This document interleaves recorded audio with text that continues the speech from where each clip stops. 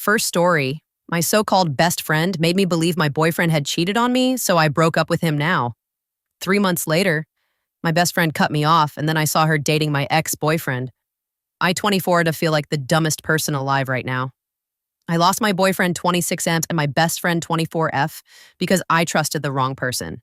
And now I don't know whether to just move on or seek justice for what they did to me.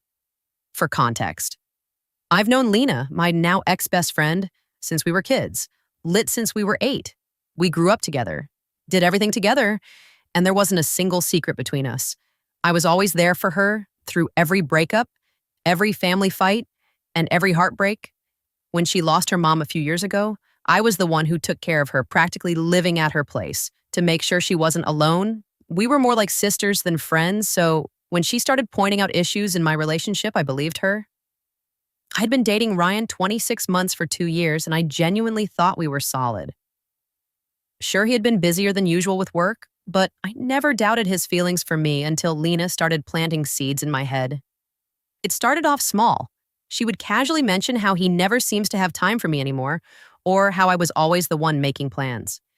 Then she started suggesting things like, "Are you sure he's not talking to someone else? He's been acting distant." I should have trusted my own instincts, but the more she talked, the more paranoid I became. I started noticing everything missed. late replies, canceled dates, and every little thing felt like proof that she was right. The final straw was when Lena claimed she saw him at a restaurant with another woman. She said she didn't take a picture because she didn't want to seem like a stalker, but she swore it was him. I confronted Ryan immediately. He looked shocked, even hurt when I accused him of cheating. He swore up and down that it wasn't true that he had been at work that night, but I didn't believe him. I was already too deep in the belief that Lena was looking out for me. The argument got heated, and he finally said, "If you don't trust me after everything, then maybe we shouldn't be together." And just like that, it was over. At first, Lena was super supportive, constantly reassuring me that I deserved better, and that Ryan was never fully committed anyway. She even stayed over at my place a few nights, keeping me company, but then, just 2 months later, she started pulling away. Suddenly, she was too busy to hang out, barely answered my texts, and gave me the cold shoulder. At first, I thought she was going through something, so I gave her space. Then I saw them together. Ryan, Lena at a bar, laughing, talking. Like old friends. I felt like I had been punched in the gut. I confronted Lena the next day, and she acted like I was being crazy. She said it wasn't planned. They just clicked, and by the way, Ryan never cheated on you. He told me everything. I just stood there, dumbfounded. A week later, they officially announced their relationship on Instagram. I wanted to scream. I feel like I was manipulated into ruining my own relationship just so she could swoop in and take him for herself. I don't know if Ryan was in on it the whole time or if Lena played him too, but I do know that I lost the 2 people I trusted the most, and now I have no idea how to move forward. I regret breaking up with Ryan. I regret believing Lena, and I am so angry that she got exactly what she wanted while I was left with nothing. Part of me wants to call them both out publicly, expose what she did, hell, maybe even tell Ryan that she manipulated me into thinking he was a cheater, but another part of me wonders if it even matters anymore. So what? If I exposed her for what she did? Or should I just walk away? A lot of people asked if I ever told Ryan the truth about how Lena manipulated me into breaking up with him. The short answer, yes, I did. I wasn't planning to at first. I mean, he moved on so fast, not just with anyone, but with my best friend. That alone felt like a huge betrayal. Even if he didn't cheat, he still knew what it would mean to date my best friend right after me. It crossed a boundary, and he clearly didn't care. But what really pushed me to expose Lena was how casually she told me, "Oh, he never cheated on you." Like it was nothing. Like I didn't wreck my relationship over a lie. She planted that made me realize something: she had already manipulated him too. I don't know exactly what she told him, but I'm sure she spun some alternate version of the story to make him hate me. Maybe that I was insecure and controlling, that I was the one who didn't trust him, that I was the problem all along, so I sent him a message, laid everything out, and told him the truth. His response: a single sentence, "Believe whatever helps you sleep at night." That was it. That's when it hit me. He wasn't worth it either. Whether or not he was manipulated, he made his choice.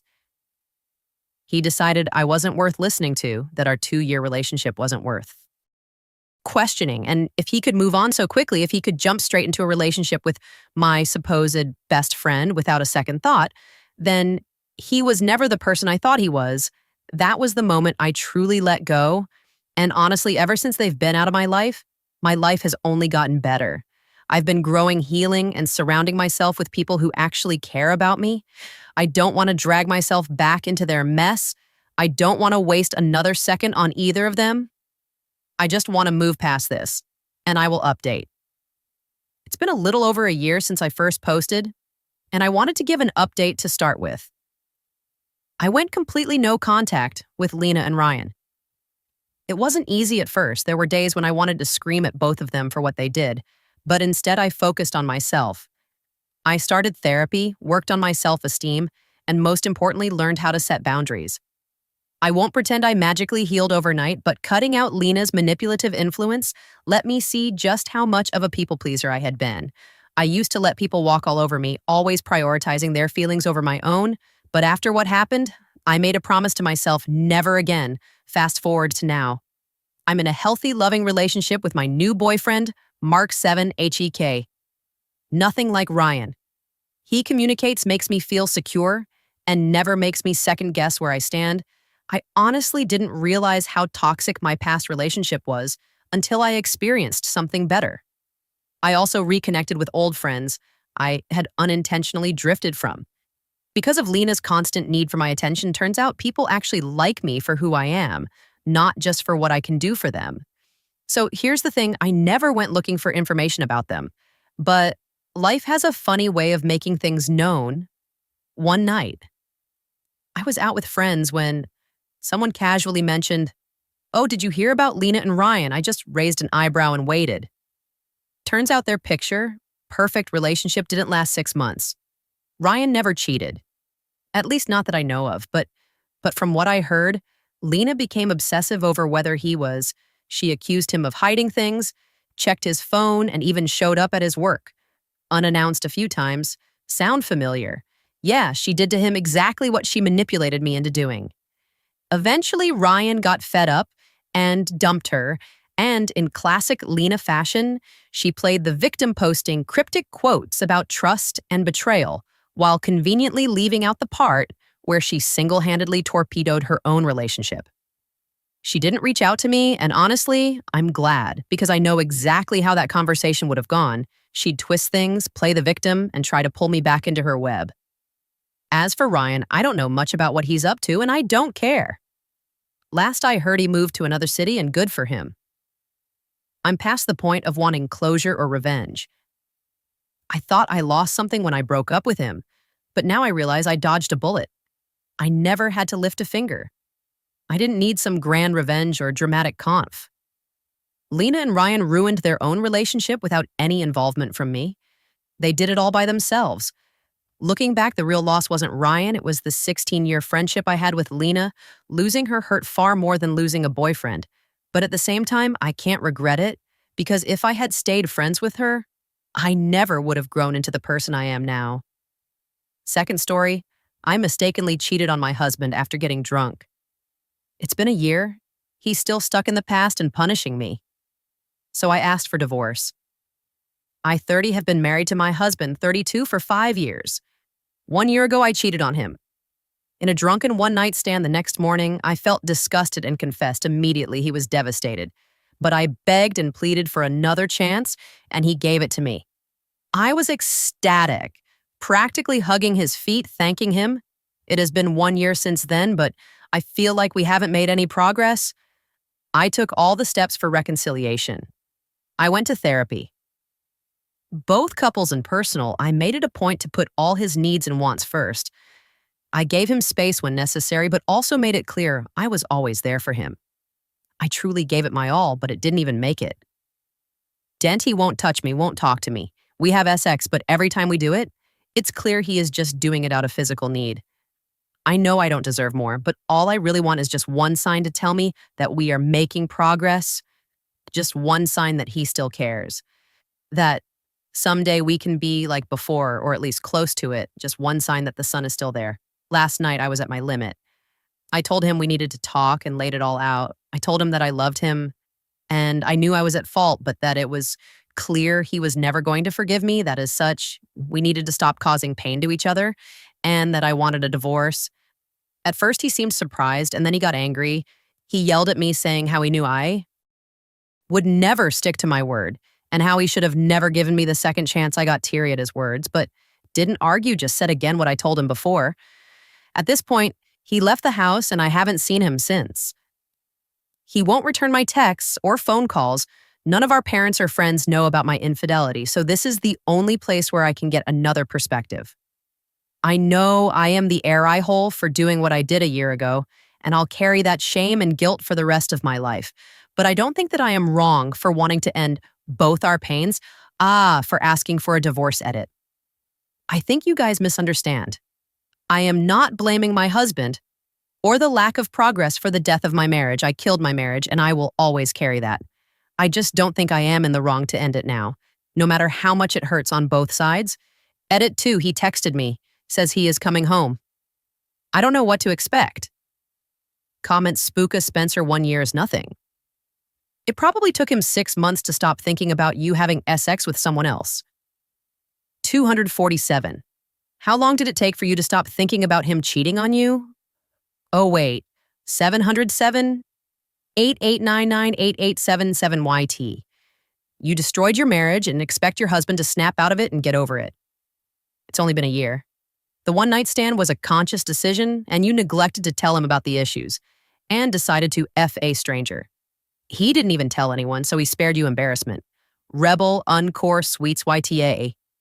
It seems, however, that your husband is still struggling to forgive, and it's truly painful when efforts don't result in emotional healing.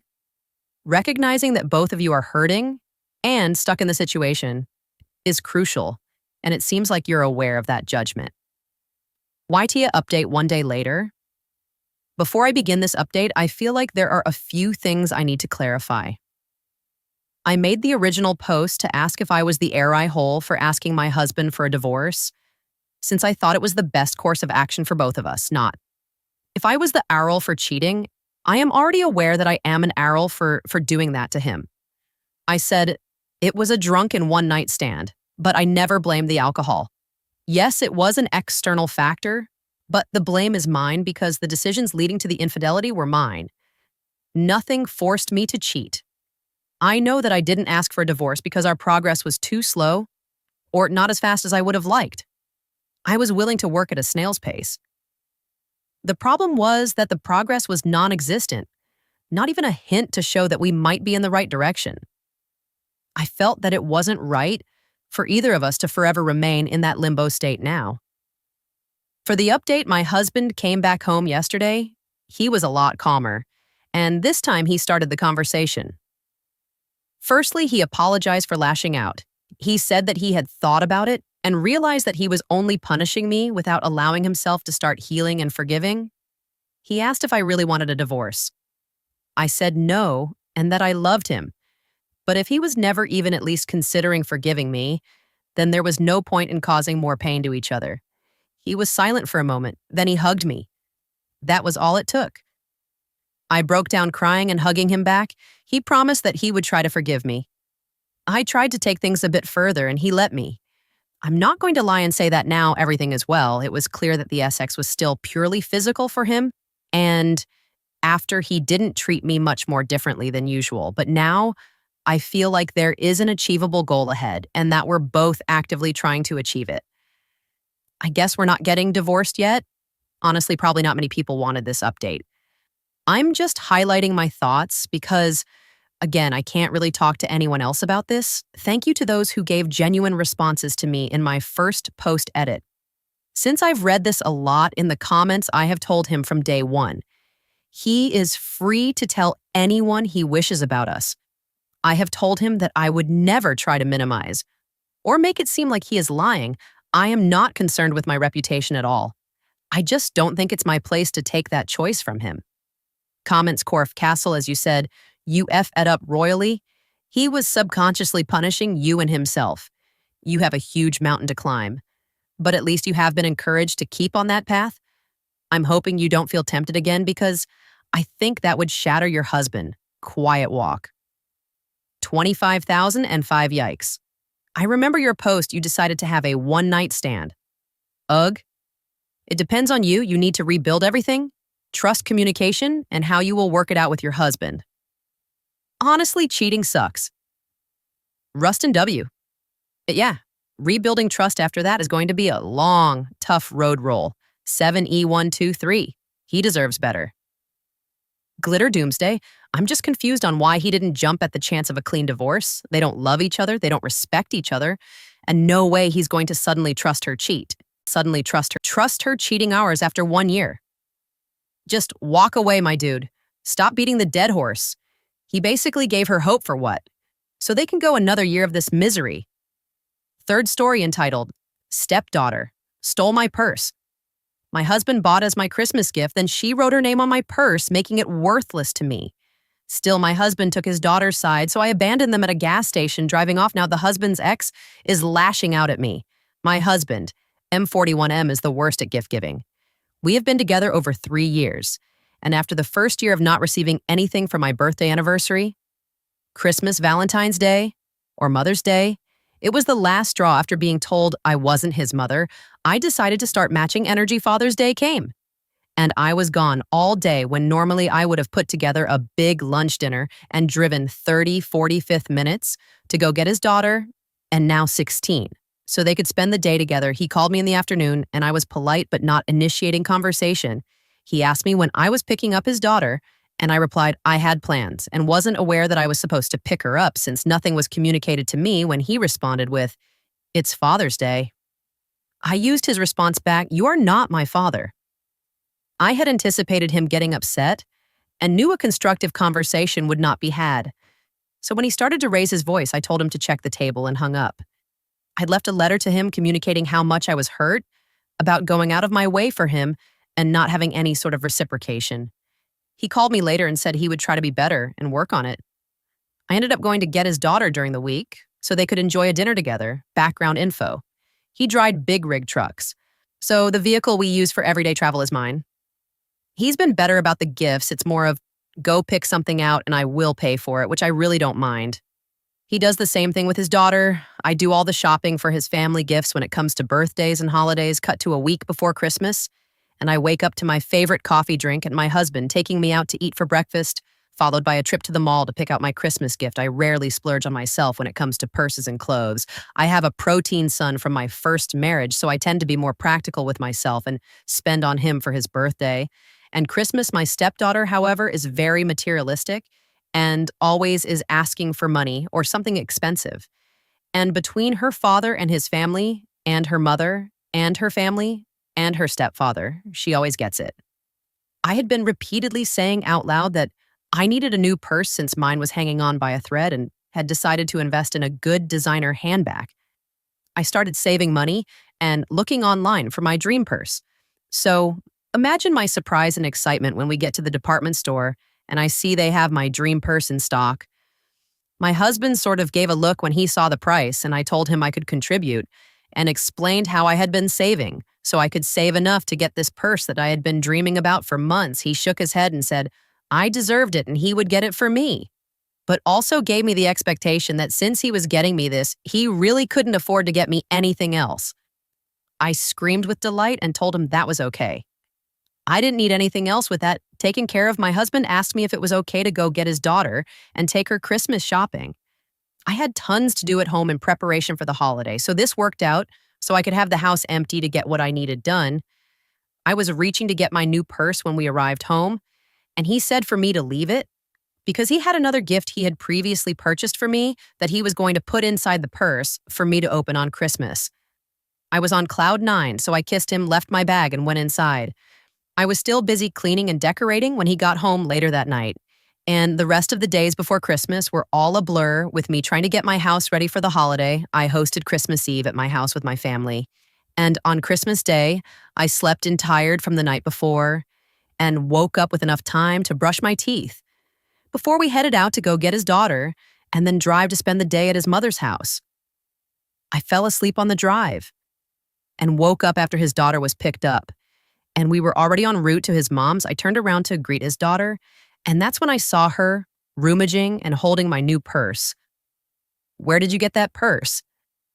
I asked her, and the car fell completely silent. I looked at my husband, and he stayed silent with both hands on the wheel, looking straight ahead. I asked her again this time. In a louder, more stern tone, she looked down and quietly mumbled, "My dad gave it to me." "You what?" I screamed. "How would you think it was okay to give her my new purse?" He told me to calm down, and I cut him off and screamed no, and then turned back to his daughter and told her that her father had no right to give her my purse and that she needed to give it back, to which she refused. I could feel my anger raging, then subsiding to a feeling of sadness and complete defeat. I put my coat over my head and leaned against the window, trying to cover my face and mouth as tears started running down my cheeks. My husband pulled over at the next gas station and his daughter bolted out, taking the purse with her. He tried to comfort me too, which I slapped his hand away and told him not to touch me, and gave him a look of disgust. He informed me that after he dropped me off that day, he picked up his daughter, took her shopping, and on the way home, she noticed the bag and saw the purse. She begged and pleaded with him to please let her have it. She reminded him about all the times he never got her a gift and how giving her this purse would make up for it, and that played on his heart, and he finally caved and gave her my purse. He tried to say he was going to make it up to me, and I asked him how, knowing it was impossible, he already spent his money, and made it clear that he wasn't going to have money to buy me anything else. I couldn't help but get upset as I tried to get him to understand how hurt I felt, and how it's not like she was suffering with her getting to open presents from her mother and stepfather, plus gifts from their family, along with the gifts she was going to get from his family, and that he already spent money on her for her Christmas presents. And that was my one gift. I know Christmas is not about getting presents, but I was extremely upset that my husband could be so thoughtless and not consider the amount of pain this was going to cause me. His phone rang, and it was his daughter calling from inside, asking him to come inside because she needed money to buy something as he was walking into the store. I looked back and tears began to fill my eyes as I saw all the gifts I picked out for his family. With care, something came over me, and I stopped crying and got out and got in the driver's seat and wiped my face and peeled out of the gas station parking lot. Leaving my husband and stepdaughter behind, I turned my phone off and drove back to town and spent the day with my family at my cousin's house and stayed with them, not returning any of my husband's phone calls and not returning home. Until late the following day, the only phone call I did return was the one from my stepdaughter's mother to set her straight after she left me a hateful message about leaving her daughter stranded because I was jealous her father bought her a new purse. I told her she had been told a lie and informed her of the truth that in fact her father did not buy her a new purse. He bought me a new purse, and she played on her father's emotions after he had already bought her expensive items from her Christmas list to guilt him into giving her my purse. She apologized and tried to come up with a solution, to which I replied for her not to bother. The damage has been done. I found out through my cell that my husband's brother went to go get them, and the story came out later that evening. His mother is on his side, while his brother and Syl and other aunts and uncles sided with me and got onto his daughter. I have not spoken to his daughter since Christmas, and things are unsettling at home. I have become more distant from my husband, and when I make dinner, I don't serve him a plate. I serve only my son and myself, and I only engage in conversation with my son.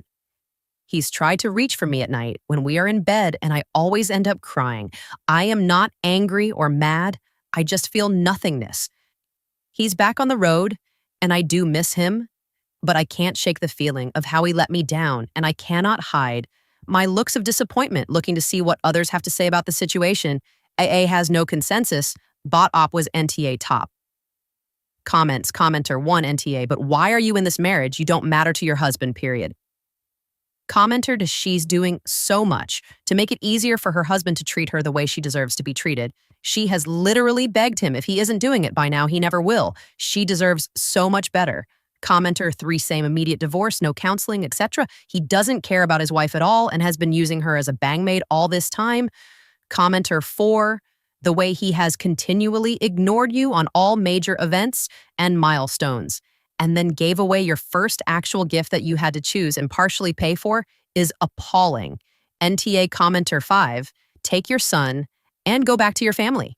Yes, it will be hard, but it won't be as hard as staying in a relationship where you don't matter. Your husband slapped you in the face on Christmas. What did he think was going to happen when you arrived at your destination and the presents were given out and there was nothing for you? Don't get over it. Get over him. Does he even want a wife? He doesn't sound like he cares for you at all. Commenter 6 NTA, he gave away your gift without asking and used guilt to justify it. That's a major betrayal. It's not about the purse. It's about feeling unheard and disrespected. You had every right to stand your ground and take space update. 4 weeks later, I had updated my original post, but I don't know if it gets put back out so readers can view it. I figured it was easier to start a new post. New post with my update. Wow, I did not expect this to blow up. Like it did. Thank you to everyone who reached out. I meant to come back and update sooner. My apologies.